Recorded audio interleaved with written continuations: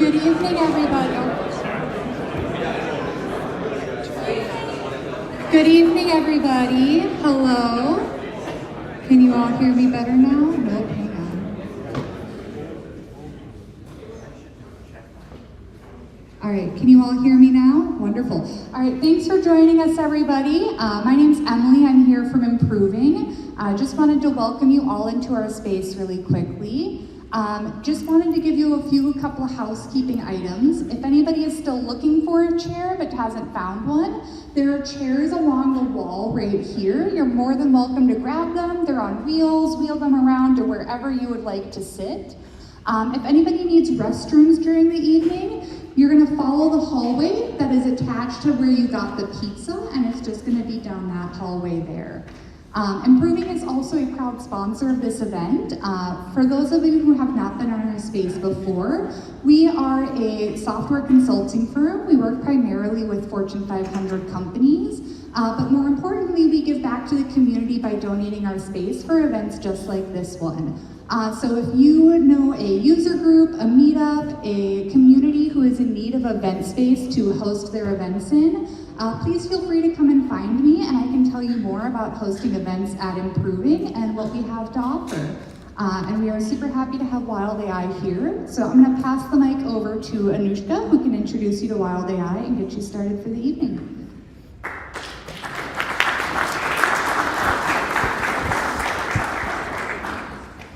Thank you, everybody, for being here. I just want to thank Improving for this great space we have here today that inspired today. This is why we're doing the demos, because of the beautiful screens. And thank you to Improving also for the refreshments.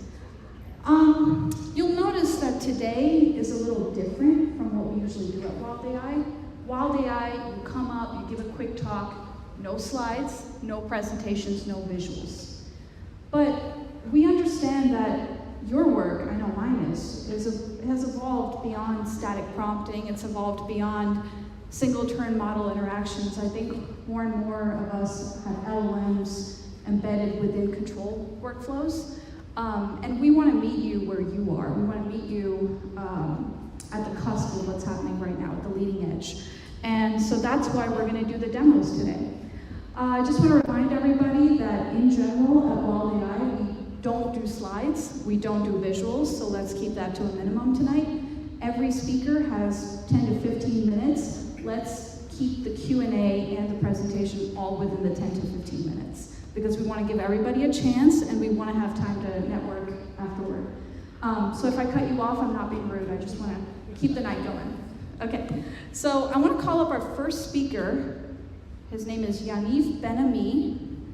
Please give a round of applause for Yaniv.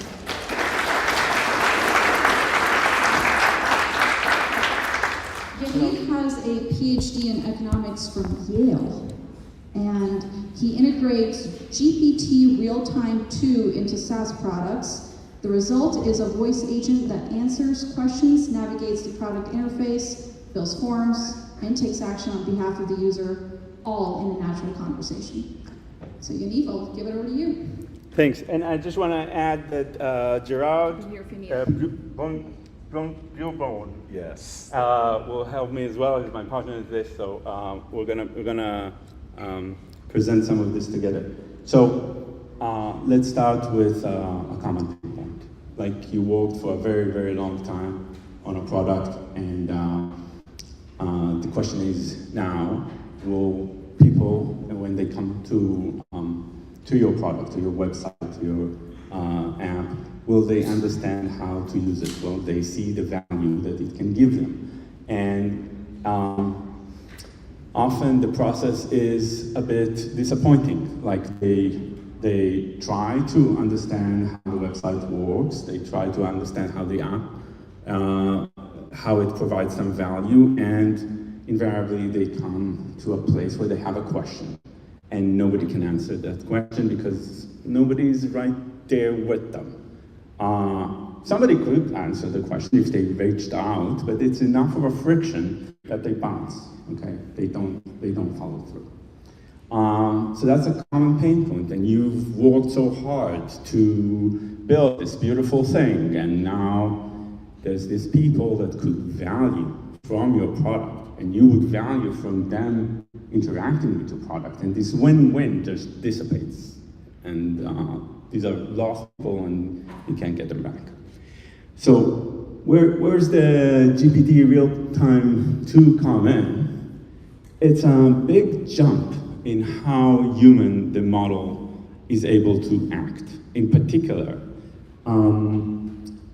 you can interrupt it, and it will listen to you and issue a response that actually shows that it understood what you asked in a normal human time.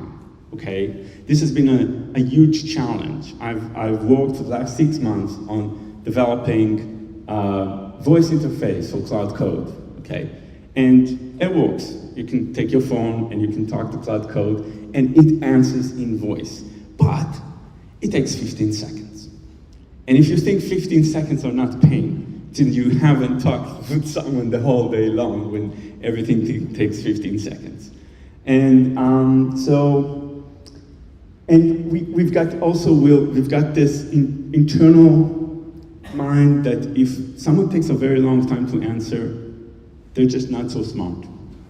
And if people come to your product and they interact with your AI, and the AI seems dumb, the implication is that your product is not so good. And so this little jump from GPT Real-Time 1.5 to GPT Real-Time 2 is actually not a very small jump at all. It's huge. It's enough to get us to the place where the model actually sounds much more realistic and much more real. So here's a website. The idea is you would put something small here that people can press, and now the model listens. Hopefully we will be able to hear it, answer it back. Hey, assistant. Hi, welcome to realtimevoice.dev. I can show you how GPT Real-Time 2 works. Just tell me what kind of product you're building, and I'll take you to the right demo. Or ask me anything. I'm just interested. I have a landing page, and I want to make sure that I can answer people's questions as they're thinking about filling up my form. Can you show me something that's relevant for that? Nice. That's a great fit for a voice demo. Let me walk you through the pattern and Wait, I don't want you to walk me. Do you have something for me that you can show me?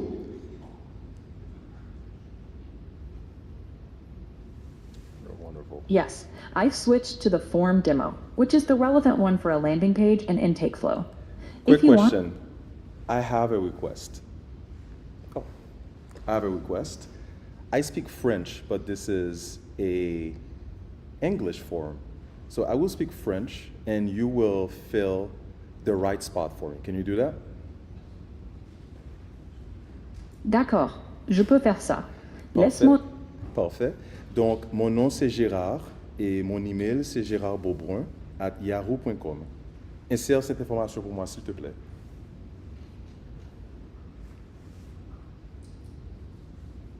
C'est fait. Ton nom et ton email sont enregistrés. Ok, parfait. Ma compagnie c'est Yaniv et Gérard, LLC.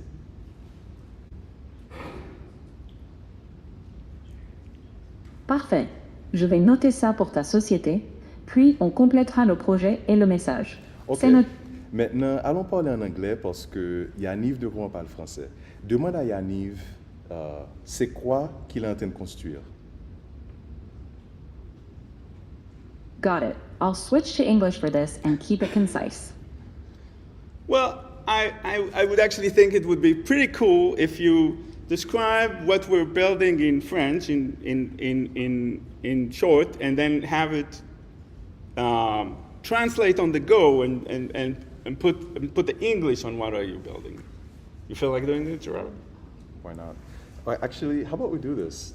Can we have it What? recognize our different voices? Oh, okay.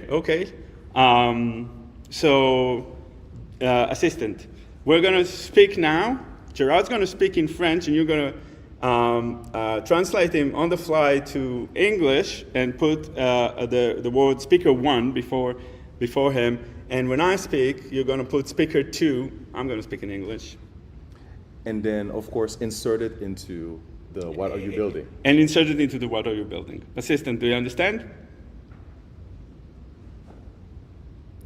Assistant? Okay. OK. Donc, ce que je construis, c'est c'est un logiciel qui utilise la voix.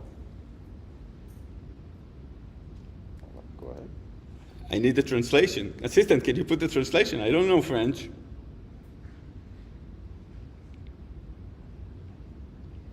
Assistant, put the translation, please, in what are you building? Got it. I'll add the English translation to the project field now. Done. I translated and inserted it as Speaker 1, a software that uses voice.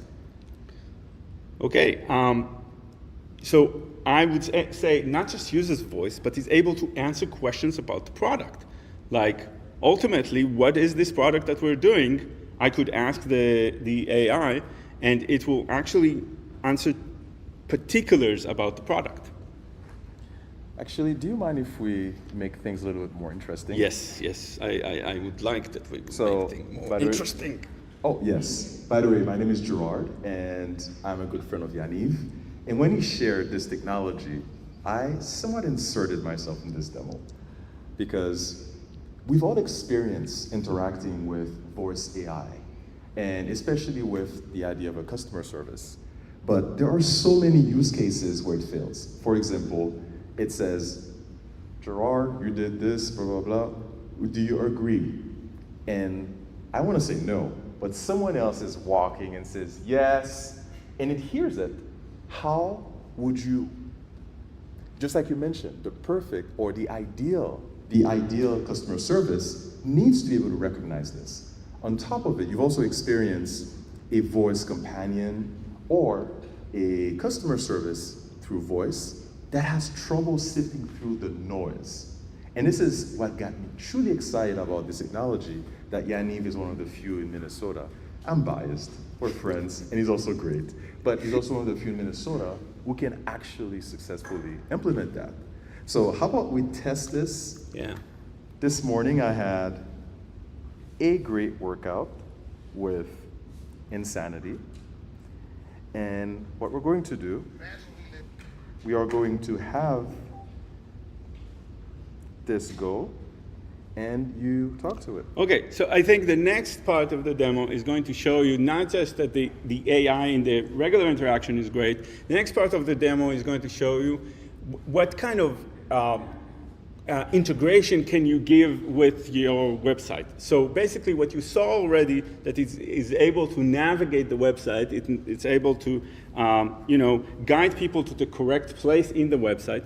But next what we're going to do is we're going to switch over to to another demo where you see intimate interactions with the website, where it actually can see what's going on, what the user did, and act as well. I thought that you were going to play a lot of noise in the background. I was going to. Keep it going. All right, guys, 5 seconds. Anyway, that's what we're going to do. Assistant, can you put everything that I said now in the what are you building? I know I forgot to say that ahead of time. I'm sorry, Assistant. Include even what I said now. Okay? You've been listening. You know what I said. Stand check here, y'all. Push it through. Jump, you gotta go down and go up. I know your legs are probably on fire. I know Assistant, can you put my last couple of sentences in the what are you building? through. Come on. You got it? Are you getting that plyo? You go through. Come on. Okay, I'll... Focus and go. Get ready, guys. 3, 2, 1. Here we go. Wide in and out abs, shoulders. Swear to God, this worked at home. Assistant, Focus this shoulder and you alternate. it was so impressive. Assistant, can you write that in the what are you building? That it worked at home. Then I'm here for you. Come on. Push. Come on. Okay. Actually, let me do this. Shape it. It's like, Assistant, can you hear me? try to motivate you at the same time. Okay. Keep going. Come on. 4. Okay, wait, I want to check. Is there any, come on, you can do it? Ah. Okay, great. No, I mean, it put the first sentence that I said. I guess I said too many sentences to fit in in the box, so it figured out the solution to the impossible problem I gave it, which is also, Actually, it's also cool. Do you mind if What? I stress test this? Ok, assistant, je parle français. Peux-tu mettre une question dans la question et message, dire que j'apprécie et j'aime bien Yaniv.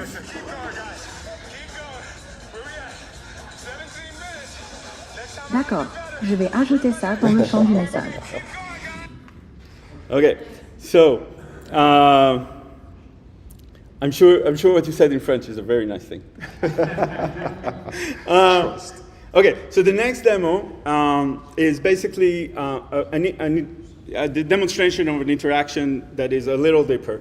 Assistant, open for me, please. I want to open with the pawn in front of the king and go all the way.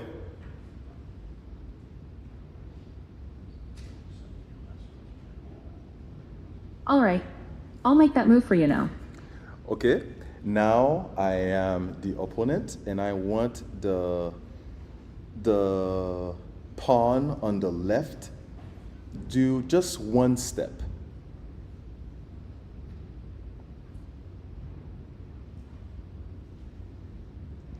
Nice. Let's see. I want to get his pawn with my bishop.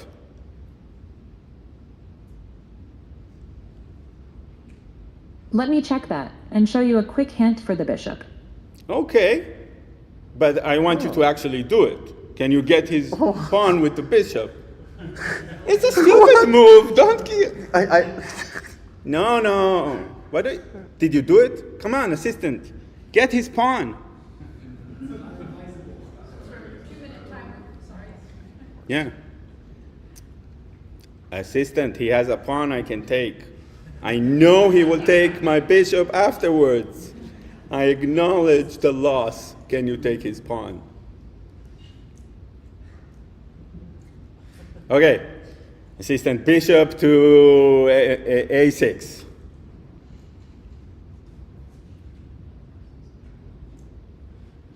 Got it.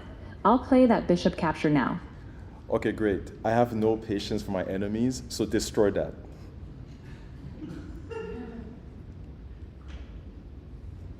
I'll pick off a target for you from this position. Thank you very much, everyone. Thank you very much.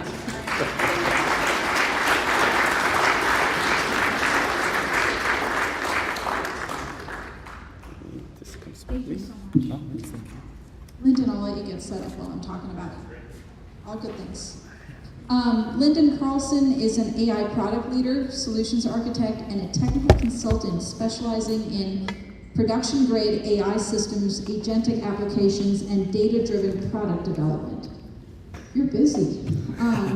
As CTO of a SaaS edtech company, he helped build Chat LPO, an AI platform for Chilean teachers that combines curriculum-grounded retrieval, generative AI, and scalable cloud architecture. His work spans AI engineering, product ownership, and platform engineering. All right, give it up for Lyndon. All right, thanks, Anushka.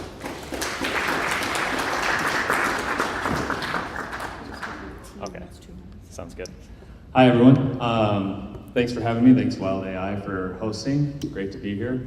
So as Anushka was kind of walking through my bio, I kind of come from two distinct spaces in the AI space. One is from more of the enterprise AI, and then the other side is the consulting, or not consulting, startup AI. And what I find very interesting is I think there's two very different conversations that are happening and two very different approaches to products when you're thinking in that way. So the thing that I noticed most with enterprises is that they're focused on enabling the business user. And then also making sure that things are well governed, that you have policies, and that all fits within your strategy. Where a startup might focus a little more directly on the product you're trying to build, the use case you're trying to tackle, and then the technology you're trying to work with. So really two different approaches, and you kind of see how products are developed for these two different spaces. So if you think of like, I'm sure many of you have used like a Copilot agent builder or a Microsoft Foundry or a Claude Agent Builder, right? And all of these, in my opinion, are really designed for the non-technical business user. So a lot of things get watered down along the way. So if you go into Copilot, you don't have a lot of control over context engineering or hyperparameters. And then on the flip side of that, startup products are, or maybe not even existing because there's not a big pool you could play to. But yeah, this kind of gets into something that's happening at ShuttlePO. So I feel like there's lessons learned from enterprise, there's lessons learned from startup. So at ShuttlePO, we're going through a big migration right now from Azure over to AWS. And with that migration, we're kind of taking it as an opportunity to think, okay, is there anything that we can refactor with our application? And to be honest, when I set up ShuttlePO a couple years ago, I didn't do that great of a job. There's a lot of business logic coupled with like the functional logic, and it's kind of messy. There's not a great way of keeping track of all the different agents. So ShuttlePO is very modular. You'll go in and you'll pick a different module for a different chat use case. And each of those modules is defined in a YAML file, which I think is a good way to keep track of your agents. It's version controlled, but I don't think it's necessarily the best approach. And this kind of goes back to what I've learned in the enterprise world is when you're developing an application, you should try to first extract out all the business logic. And then if it lends itself to it, you can kind of take that business logic, maybe turn it into a factory, put a UI on it, and then it's a more stable and maintainable application for the end users to kind of keep up with. And it's also very dry and like good coding practice as well. Okay, so let's see.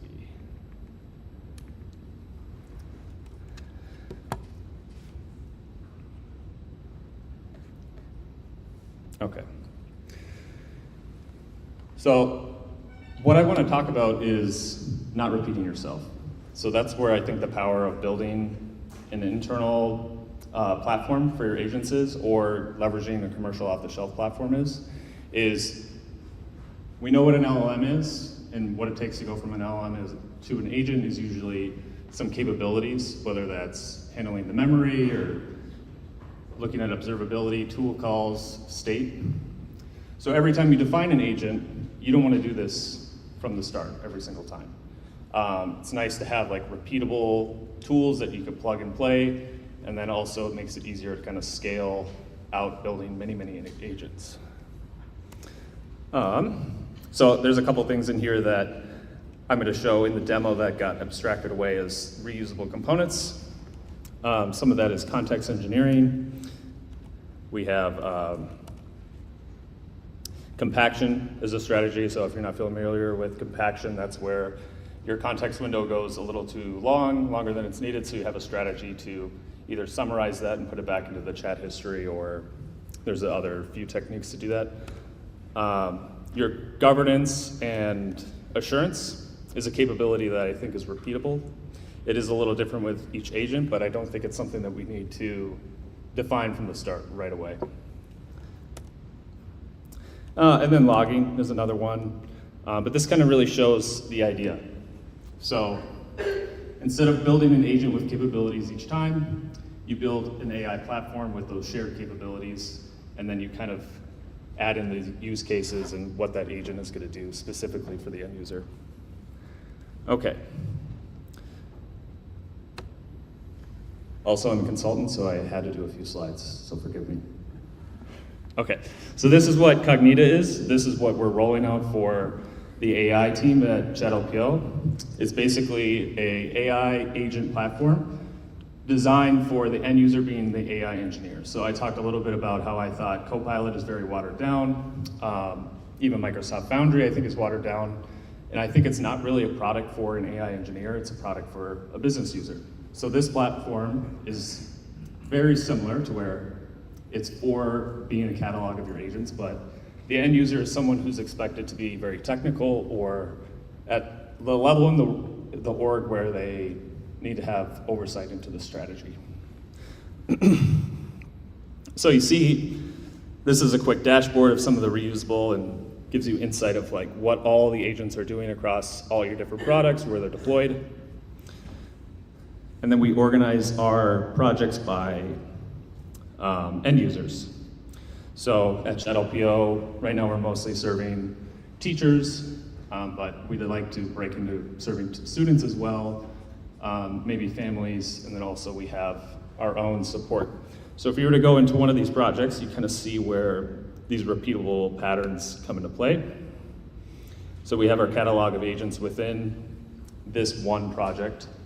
So the idea is for all the modules that we'll offer to the family user, we would see the agents here. We'd be able to click in and see how they're performing. There would be evals attached to them. And then another thing, these are all getting deployed to the same area.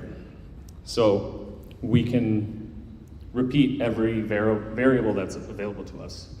So if we know that it's going to go to ChatLPO, we know that we're going to know the user's email, their name. This is family, so we might know how many children they have on ChatLPO, and then where they're marketing from. So if we were building an agent, or many agents,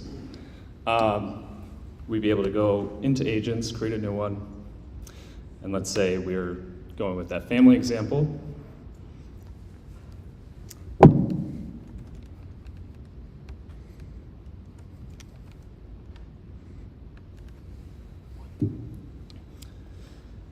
Right away, you get to kind of go through the governance and strategy side. So what are you going to name the agent? What's its identity? Maybe it belongs to the marketing team. And that's another thing that this platform is aiming to do, is also make it really clear who owns the agents. So that's, I think, an issue with having all of your agents live in code, is it put a barrier between who's owning the agent and who, and how to like access it. So typically the way that we think about it is, Ryan is my CEO and she has the teaching background, so she owns a lot of the agents as the subject matter expert. So having a non-coding platform allows her to go in and kind of take ownership of the agents, make sure that they're performing well. She even has an interface to set the evals up herself and kind of manage the agents as a business owner. Same with KPIs, you might set like, as an organization, time to first token KPIs. But really where I think this gets interesting is in the context engineering. So this agent is a part of that family user group. So now when we're creating an agent within that project, we're able to drop in those variables that we know are going to be related to that user group every time, and then kind of create that really personalized feeling to where that agent is going to get deployed. And then another thing with context engineering that I think really differentiates this platform from other agent platforms out there is the conditional prompt. So the agent is able to update its state, but you should be able to update your prompt based off the condition of the state. So if you had an agent and it wanted to collect the user's name, but it was empty, you might insert into the prompt, ask the user for their name. But once you know the name, you don't want to have that prompt anymore, you switch it out and you say address the user by their name. And this saves tokens and it also clears up your context window, and it's pretty easy to repeat. You don't have to make a special function each time. But yeah, this is really just starting. We started our migration in May. So a lot of these ideas are really just getting fleshed out. So I'd love to hear first impressions, kind of what your guys' thoughts are. So I said that this is intended for an AI engineering end user. So this is the perfect group to get some feedback on what you guys think. And then, oops.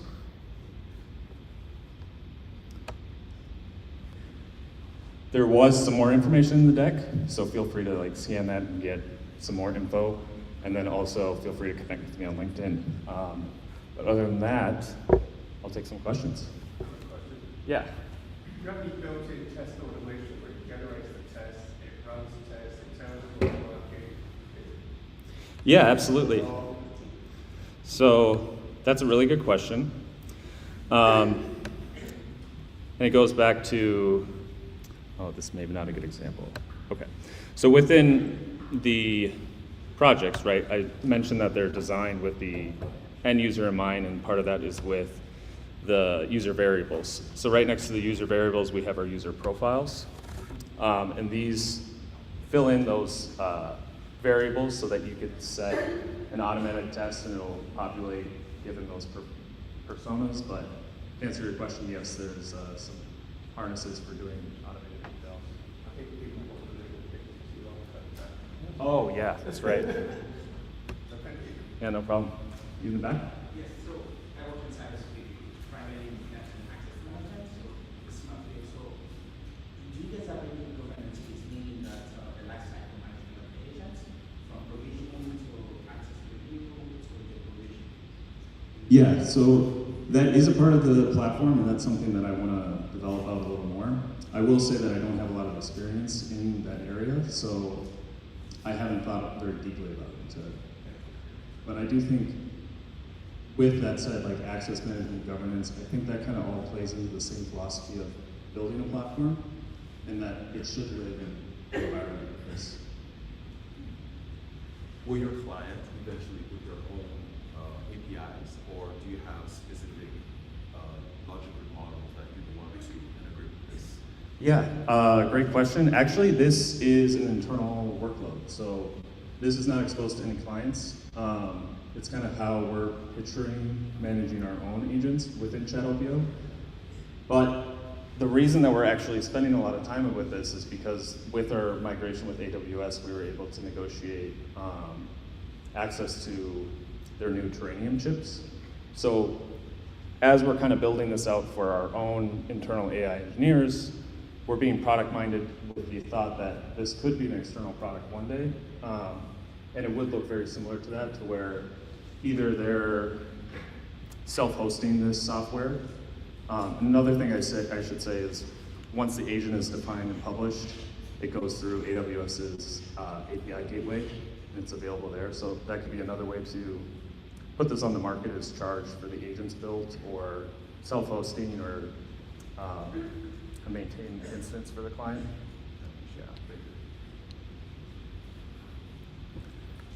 Okie dokie. Any other questions in the back? Yeah, you know the context is you reference external knowledge graph Is the question, do I or could I? I think you could, yeah. Not currently set up. It's pretty much just, when it comes to tools, doing MCP calls, which you'd be able to do a graph through an MCP server. So I guess in a long answer, yes, technically. Okay, any other questions? I have, if you don't mind. No, not at all. You have a great system, and my question is, your agents, do they have different way of running? For example, can they run in parallel, or are they all sequential, or do they have moments where they're like a bottleneck or something like that? Yeah, so when we started with this project, I first started building out a plane for workflows and then a plane for agents. And then I decided pretty quickly that I didn't want to focus on both of them. And instead I got self-hosted N8N.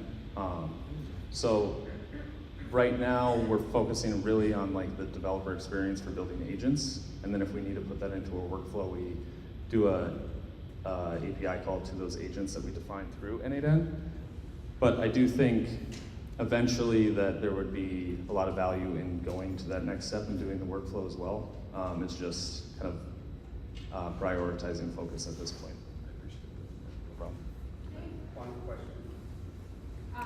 We're out of time. Yeah. So, but Okay. I think you can discuss it now. Absolutely, yeah. If there's any other questions, feel free to grab me later. Thank you so much, Lyndon. That was great. Thanks so much.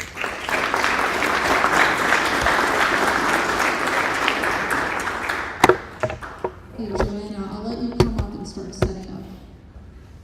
Joanna is a software engineer. She works at Very Good Ventures, and she is an engineering manager.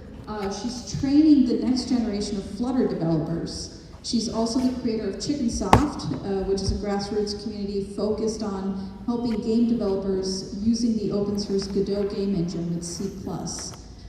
She's created over 24 open source projects that have seen some successful adoption, and recently she's turned her attention toward creating incredible on-device AI experiences. Thank you. Hello. Really nice to meet all of you and to find out that this group exists. Okay, cool. I'm Joanna, obviously. Thanks for that introduction. I've been working on a little tool that I want to share with you. I think it's quite fun and lighthearted. But it requires a little bit of imagination, so just bear with me. If you think back to, purely hypothetically, if you think back to, like, I don't know, the early 2000s, and you're working on a document, and there's a paperclip trying to help you, and it's very stupid, and you don't like it. And then you fast forward to today where you're using Claude Code, and you have the little Claude buddy in the corner, and it's like spooky smart, and you kind of get scared, and you're like, oh, this is too smart, I missed the paperclip. Well, if that's you, I've got something for you. And I think you can, oh, okay, I gotta fix the mirroring real quick. Now you can see my terminal. Well, I've been working on this little thing called Cal. And so once you install it, which I can show you how to do in a little bit, you just type Cal, and up it comes. And so Cal lets you, it's kind of like LM Studio or anything LLM or Jan or any of those apps, but instead of being like a clunky Electron app, it's just in your terminal. And so it lets you load local models and do stuff with them. And it's pretty early in development. I've only been working on it for a few months. But you can see here, I can just say, hey, tell me, or do one-handed typing here. Tell me about Buttergate. And hopefully it's online and it'll do a web search and figure out what I'm asking about. Because these are local models, you can see that it's about, GPT OSS here is about 12 gigabytes, not very big. And this computer has about 32 gigabytes of memory, so and we're using quite a lot of it to make room for context and stuff. So it's sitting here working its little best, but it cannot compare to the frontier models. So it's trying to figure out what I'm talking about, and it's searching the web and doing its little thing. It has a couple of tools available to it. Right now, it can't actually do any. It can't actually edit anything on your computer because I haven't given it a way to change anything. But it can kind of work as a read-only tool. And so it's read some stuff. It's read the Wikipedia for Buttergate, and it's now telling me way more than I want to know. But it was like a Canadian food scandal, if there is such a thing, that erupted when consumers noticed that butter no longer softened at room temperature. I found out about this when I was showing this to my friends at Minibar the other day, and we were asking it something about cows, and we noticed that it had read this article on Buttergate, and then we were all like, what is Buttergate? So I thought it was a great little demo question. But anyway, say you're tired of using this GPT OSS model, you can just go over to browse, and Cal comes with a Cal catalog, and you can just, pick a different model or sort them however you want and find. So these are the ones that I've tried with Cal for the most part and can kind of vouch for. Or you can just search for a model if you want to look on Hugging Face and get a different one. And so now here's all the Quinn models that it found online, and I can find them in different formats and stuff, and then see if I can even run this model.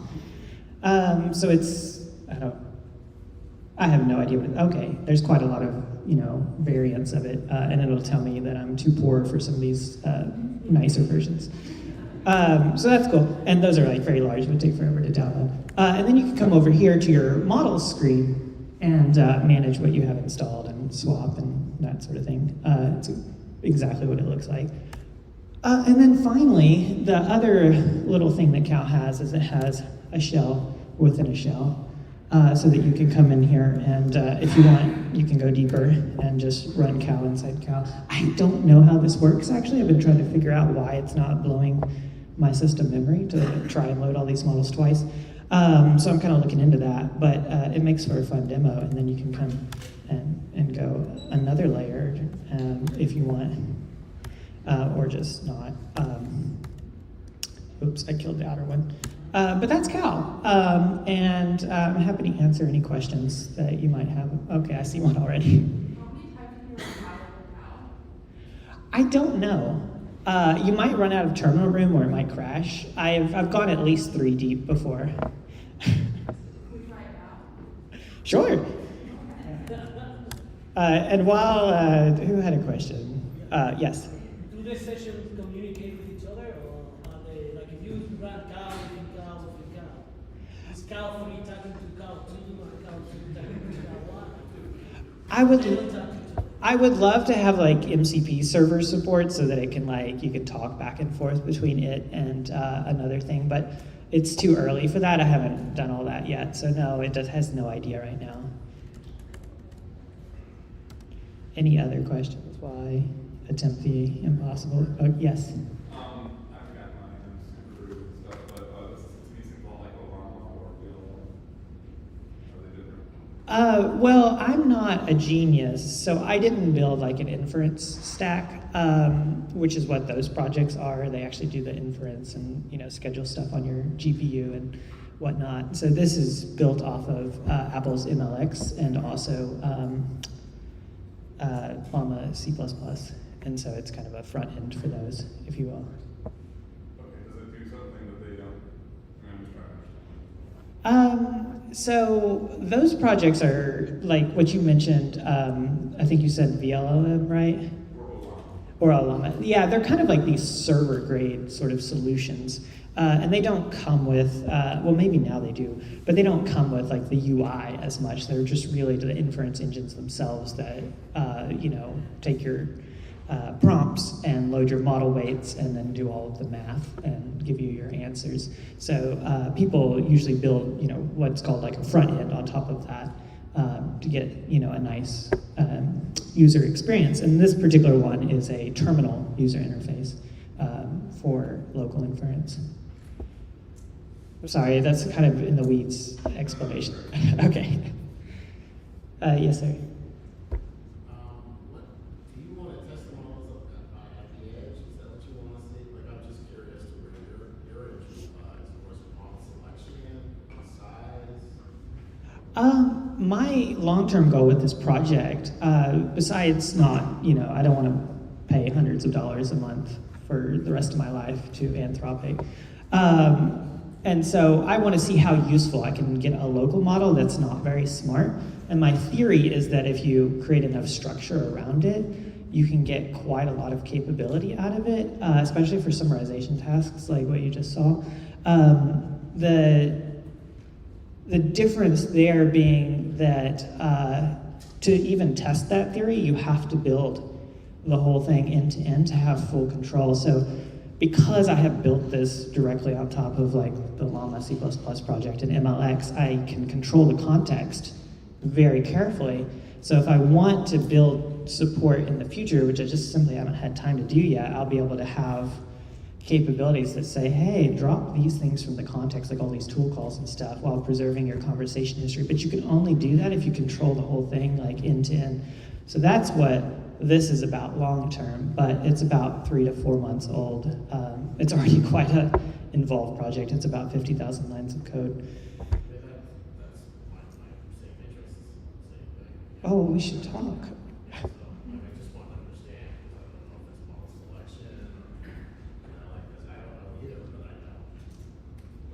I don't either. I'm trying to find that out, and I'm in pretty deep.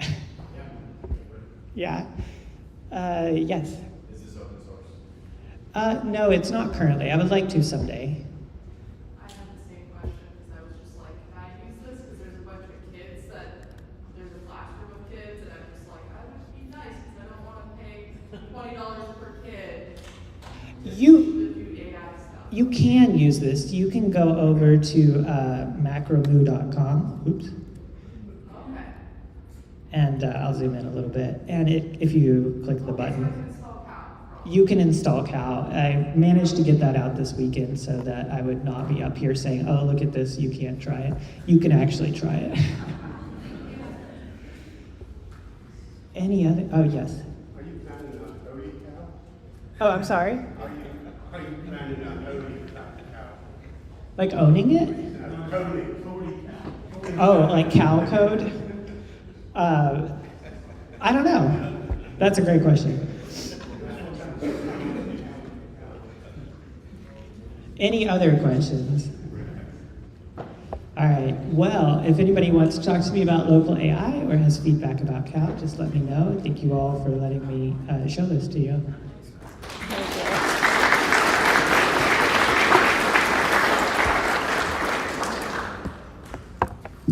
Thank you, Joanna. Yeah. All right, so last but certainly not the least, we have Jimmy. She has been in AI and data science for over 10 years. She has a PhD in astrophysics from Texas A&M. And currently, she serves as the Chief AI Officer for Familia. Oh, did I say that right? Familia, yeah. Familia? Yeah, okay. A local startup that offers automated recipe customization to address your personal dietary needs. Jimmy converted Mario Kart 64 into an immersive VR motion simulator experience without writing a single line of code. And she's going to share tips and tricks that she picked up along the way for developing in an unfamiliar domain. So I'll let you take it away, Jimmy. All right, thank you. Can everyone hear me okay if I don't use the mic? Am I able to project well enough? Excellent, fantastic. I don't like using a mic. All right, so I apologize in advance for having slides, but I promise they'll be very fun and interesting slides.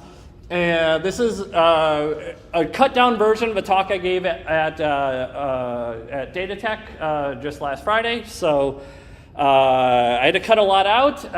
If you have any questions while I'm talking, definitely feel free to ask. Don't be afraid to interrupt because there's a lot more I could talk about, and I want to talk about what you're all interested in. So let's kick things off. All right. I got it in my crazy little head that I wanted to play Mario Kart in VR.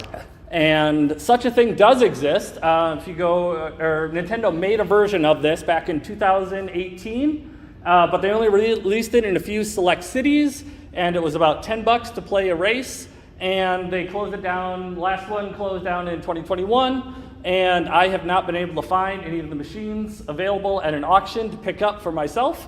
And so I got very frustrated with not being able to play this thing that I wanted to play.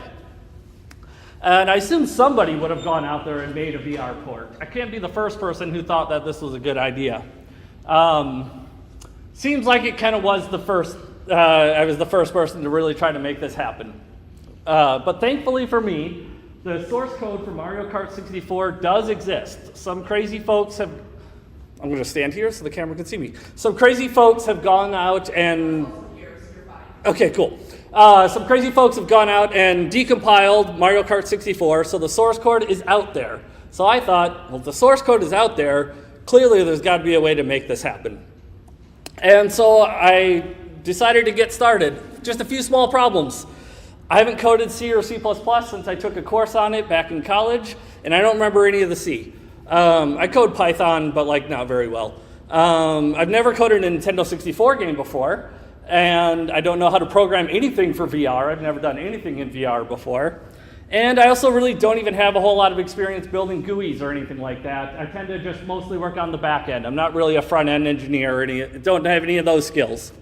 And also, I'm not going to bother learning it. So if this project is going to happen, somebody else is going to have to learn how to do this, and it's not going to be me.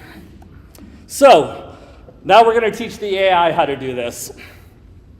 The thing I did, I started this multiple times. I could go through all of the ways that this doesn't work. I'm sure you don't want to hear that, even though those are really fun, funny stories. I'm going to try to focus on what I did that actually did work for this version of the talk. So I went out and I started collecting as much information as possible. I let the AI learn how Nintendo 64 graphics work. I had to go research other ways people have done VR retrofitting before. I had to go through and document the code so it knew where all the bits and pieces were, and use a bunch of plugins, skills, extensions, whichever, to try to make sure that it was actually capable of doing it. Because my first attempt, where I was just working with the agent, did not work out well, partially because I was using Gemini, and Gemini is really dumb. And so Gemini would often do the exact wrong thing, and I was used to using Claude at work, and Claude is very smart. So there's a lot of learning curve there for me, just sort of learning how this whole process is going to work.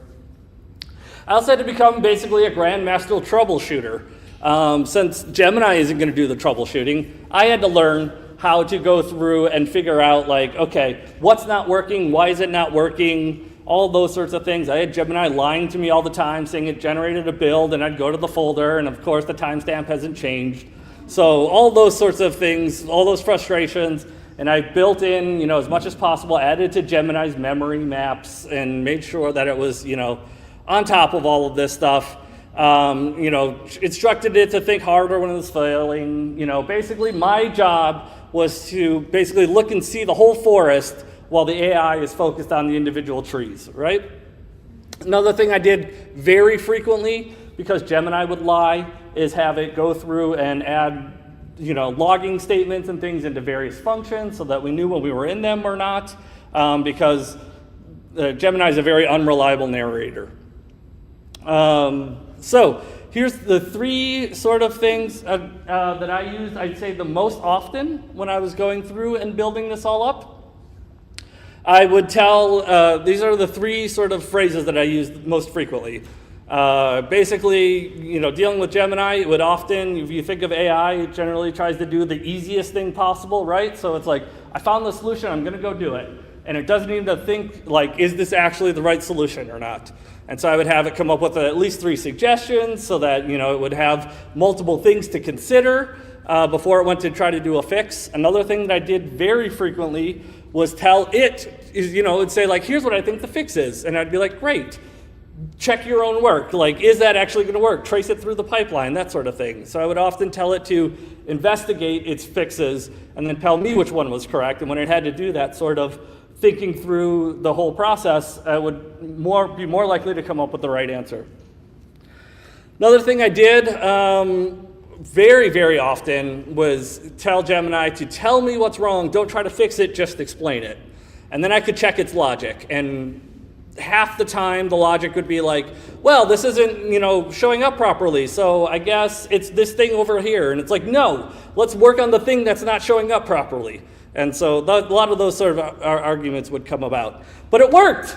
I was able to do it. So here's my motion simulator rig in my house with the racing wheel and all that stuff. You can see the VR helmet loaded up there.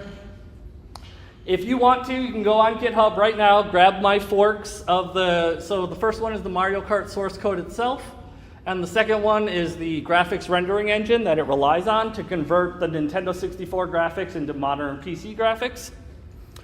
And if the video loads, yes. Okay, we can see it in action here.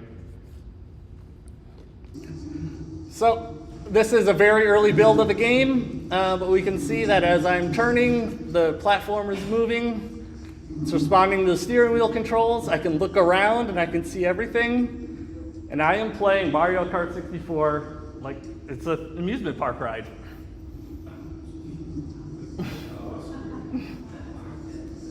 And it is absolutely as much fun to play as you might imagine. And here's my dog who decided to get a little too close to the motion simulator, but he does not get hit. It's okay. Even though he's an inch away from getting hit, he managed to avoid it. I had no idea he was there. So yeah, there it is working. I didn't write any of that code, just basically went through. Thank you.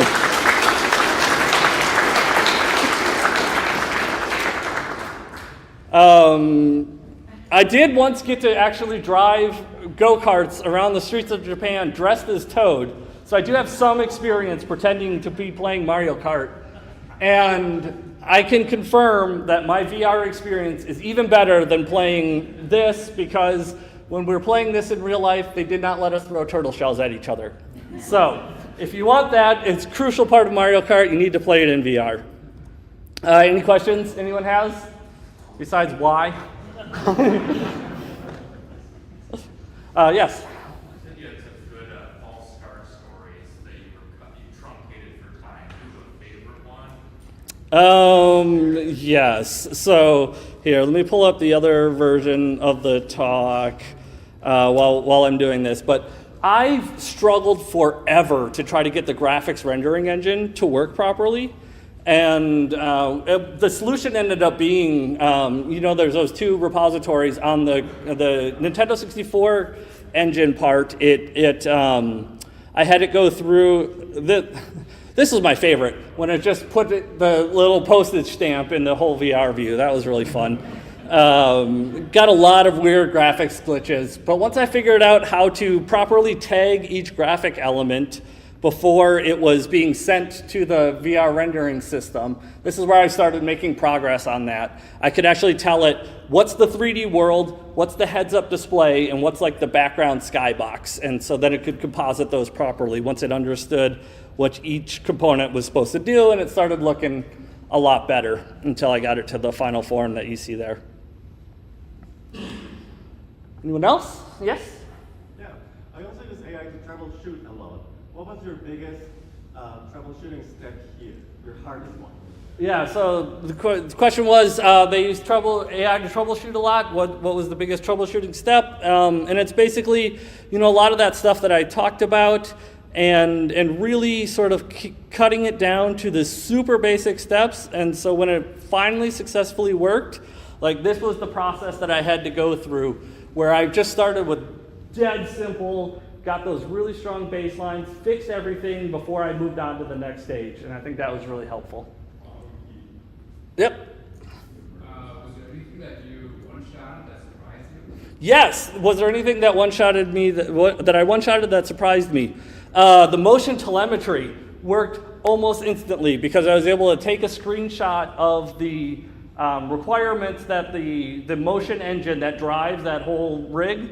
I took a screenshot of it and I sent it to AI, and this was my prompt: figure it out. Because it was like 10 o'clock, I was exhausted. I just said, figure it out, and it did it. And it even wrote a little test script to validate its own work. Now, I did have to go through and switch the positive z-axis, because it originally wanted to turn the seat upside down, and I didn't feel comfortable riding in that position. Yes? So you've had an amazing odyssey, I think. How would you take this experience and look at a new vibe coder and say, this is my advice for you, young one?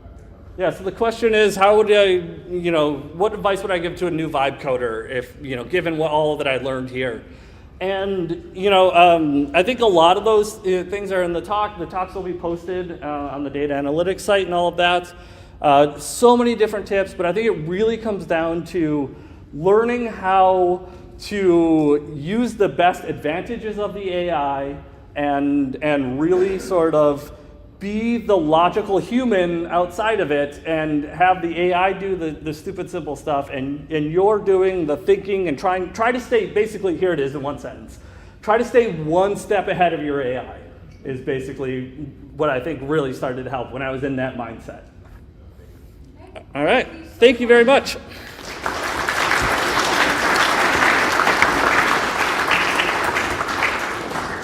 That was a lot of fun. Thank you, Jimmy.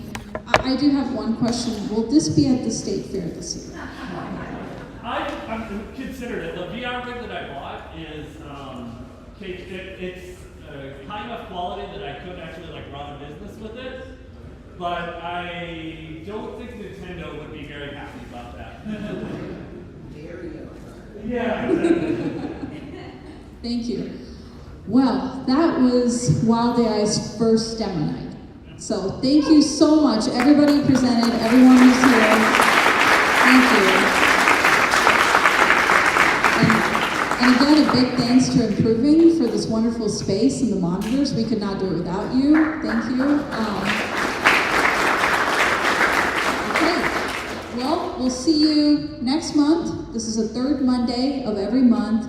Remember that next month we're going back to the brewery. So it used to be Head Flyer Brewing, and now it's been bought out by Dangerous Man Brewing. So we'll be back over there again, and we'll be back to the talks. So no slides, no visuals, 5-minute talks. Send in your applications. Get in touch with me, get in touch with Jake, get in touch with Kate or Ben if you have any questions. And thank you. I mean, you guys are the reason this is a community. So thank you so much. Have a good night.